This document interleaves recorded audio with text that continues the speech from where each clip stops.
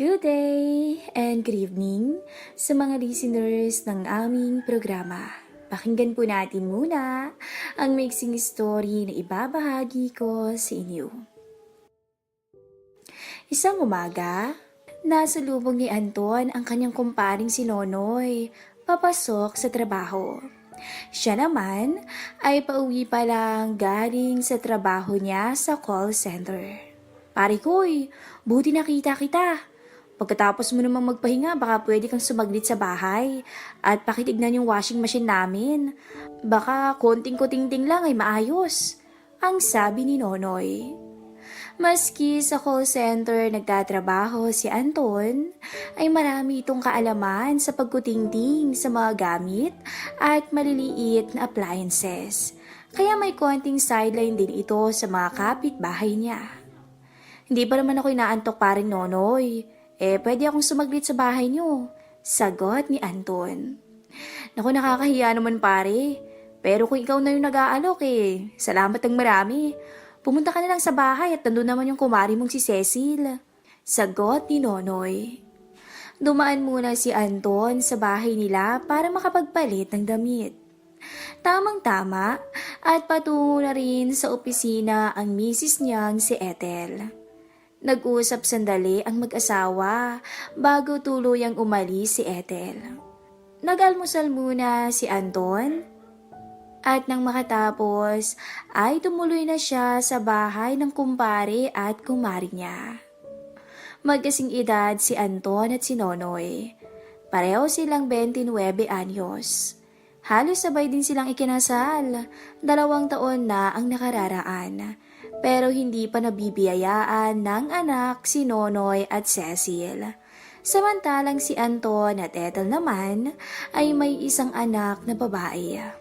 Maganda naman ang asawa ni Anton na si Ethel, pero may pagkatsabi lang. Hindi gaya ng kumaring si Cecil niya na tipong artistahin. May kalusugan talaga ang harapan at maganda ang hubog ng katawan. Kaya naman sabi niya lang sa kumparing Nonoy niya na hindi pa siya inaantok. Gusto niya lang talaga na solong makita ang kumaring Cecil niya, na crush niya. Pagdating ni Anton sa bahay ng kumparing si Nonoy, mga 2 mahabang kanto ang layo sa bahay nila, ay agad nag-doorbell si Anton.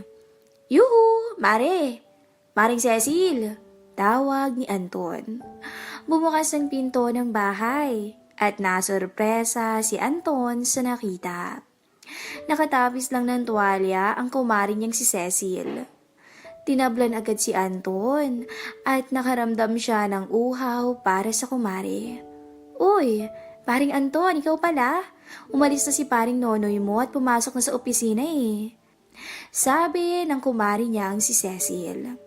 Nasalubong ko nga siya, Mare. Pinapunta nga niya ako dito para tignan yung washing machine niyo Sagot naman ni Anton habang nakatingin sa makinis at maputing harapan ng kanyang kumari. Ganun ba? Nakakahiya naman pare. Hindi ba galing ka pa sa work mo? Kaya sana pagkatapos kong maligo lalabas ako para maganap sana ng titingin at gagawa. Yun pala, kinausap ka na ng kumpare mo. Ang wika ni Cecil. Wala yon, Maring Cecil. Mas maganda nga mapagod ako ng gusto para tuloy-tuloy ang tulog ko Ang hirap kayang matulog sa araw, sabi ni Anton at napangiti ito ng palihim. Salamat ng marami, paring Anton, tugon ni Cecil. Pinatuloy niya ng bahay at isinara na ang pintuan. Naku, mukhang maliligo ka yata, Maring Cecil, sabi agad ni Anton na nakatingin naman sa mapuputi at makintab na legs ng kumari na natatabingan ng maiksing tuwalya. Oo, maliligo nga ako. Bahala ka na dyan sa washing machine pare Ang mga tools, alam mo naman kung saan kukunin. Ang sabi ni Cecil. Ano ba topak nitong washing machine, Mare? Tanong ni Anton. Pag iniikot mo yung timer, ayaw namang umikot ang makina pare Sagot ni Cecil. Ganun ba? O sige, ako nang bahala, Mare. Ang sabi pa ni Anton. O siya, sige pare papasok na ako sa banyo. Sagot naman ni Cecil. Ang banyo at ang lugar ng washing machine ay magkalapit lang at merong konting awang sa gilid ng pintuan ng banyo. Kaya medyo makita mo ang nasa loob nito. Umiral ang pagkapilyo ni Anton. Naisip niyang iskura ng kumare na matagal na niyang inaasam. Inumpisahan niya munang magkalas ng mga parte sa likod ng washing machine. Pagkatapos ay nag-umpisa na siyang magbiro. Mare, ilang taon na ba kayong kasal ni paring Nonoy? Tanong ni Anton habang pumwesto malapit sa awang ng banyo. Magdadalawang taon na kaming kasal pare. Sagot naman ni Cecil. Nanlaki ang mga mata ni Anton nang eksaktong tumapat sa siwag ng palikuran ang kanyang paningin. Tinablan kaagad siya ng gusto sa nakikitang kabuuan ng kumare. Flawless ang maputing kutis nito at pati ang iniingatan nito na para lamang sa mister ay aninag niya rin. Bakit mo naman natanong pare? Tanong sa kanya ni Cecil. Wala lang, kasi ang ganda at ang sexy mo. Pero bakit wala pa kayong anak ni paring Nonoy? Sagot naman ni Anton habang unti-unti nang ibinababa ang shorts para tugunan ang pangangailangan na kanina pa niya nararamdaman. Hindi pa siguro panahon na magkaanak kami ni pare mo, sabi naman ni Cecil. Aba, matagal-tagal na rin ang 2 taon. Dapat pala, sigihan ka ng sigihan ni paring Nonoy eh. Ang biro pa ni Anton. Ikaw talaga paring Anton? Ano ba yung sigihan ng sigihan ako ni pare mo ha? Sagot naman ni Cecil. Napapikit na lang si Anton sa kapilyuhang ginagawa habang ini-imagine ang kumaring Cecil niya. Nang sa di inaasahan, ay tapos na palang maligo si Cecil at nagtapis na to ng tuwalya sa katawan at binuksan ang pintuan. Ay Diyos ko naman pare, ano yung ginagawa mo? Sigaw ni Cecil sa pagkagulat dahil naaktuhan niya ang kapilyuhang ginagawa ni Anton habang nakaluhod sa harap ng pintuan ng banyo. Nagulat at natameme naman si Anton sa biglaang paglabas ng CR ng kumare. At kitang-kita niya ang pagkabigla sa mga mata ni Cecil. Ha? Hindi. Ay, Kwan, oo pala. Pasensyahan mo na ako, Mari. Lalaki lang ako eh. Hindi ko napigilan na panoorin ka. Kasi ang ganda at ang sexy mo. Kaya naman hindi ko napigilan yung sarili ko. Hiyang-hiya na sabi ni Anton na hindi man lang itinaas ang kanyang maong na short. Napansin din naman niya na nakatitig na din si Cecil sa kanyang ibaba. Kaya naman biglang naglakas ng loob palalo si Anton dahil baka tuluyan na rin niyang matikman ang kumaring Cecil niya. Huwag ka sanang magalit, Mari. Total, nakita ko na naman ang lahat-lahat sa'yo.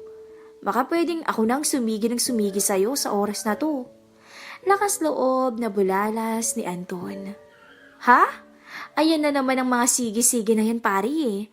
Tarantang sabi ni Cecil na sa totoo lang ay alam niya ang gustong ipahiwatig ng kanyang kumpare. Nadadarag na rin sa init ang kanyang damdamin sa nasilayang itinatago ng kumpare na hamak na mas nabiyayaan at lamang ito sa kanyang asawang si Nonoy. Napansin ni Anton ang pagkakataon na isa katuparan ng balak nang makitang nakatulala si Cecil. Agad niyang sinunggaban si Cecil at niyakap ito at hinalikan ng mabilis sa labi. Sensya na talaga Mari, hindi ko na matiis eh. Matagal na akong gigil sa'yo. Ang sabi ni Anton sabay alis sa tuwalyang nakapulupot kay Cecil. Naku po paring Anton, Huwag naman oh. Mainhing tugon ni Cecil dahil sa kiliting bumalot sa kanyang pagkatao nang tuluyang nagtungo ang halik ni Anton sa tenga at leeg niya. Ayaw mo ba, Mare? Mukhang gusto mo din naman eh. Bulong pa ni Anton. Hindi.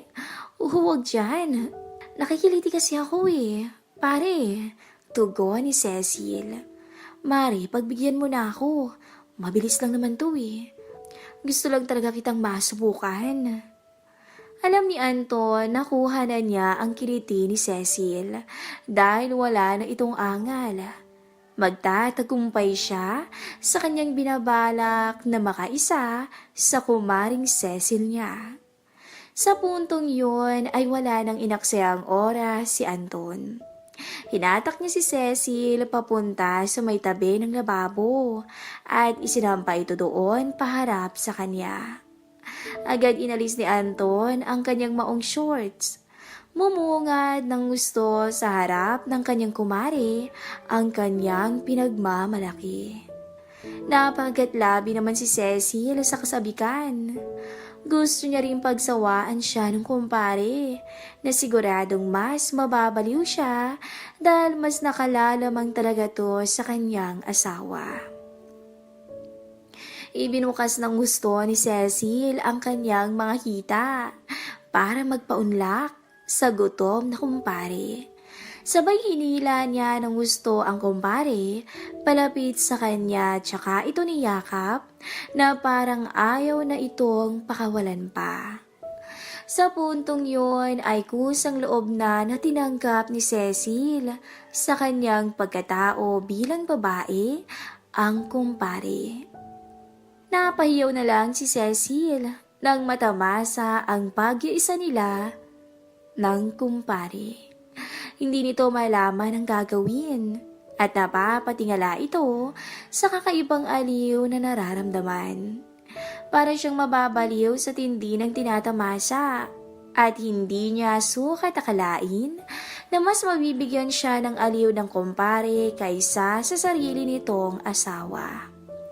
Umalingaw-ngaw sa buong bahay ang boses ng dalawang tao na tila gutom sa isa't isa. Hanggang sa marating na nga nila ang rurok. Tila nawalan sila ng malay sa sobrang pagod. Binigyan pa nila ng matamis na halik ang isa't isa habang ninanamnam ang bawat sandaling hindi nila malilimutan. Mula noon, maski wala namang sira, ay lagi nang may pinapaayos na gamit si Cecil kay Anton tuwing umaga pagkaalis ng kanyang mister. Panay ang pagniniig ng dalawa hanggang sa mabundis na nga si Cecil.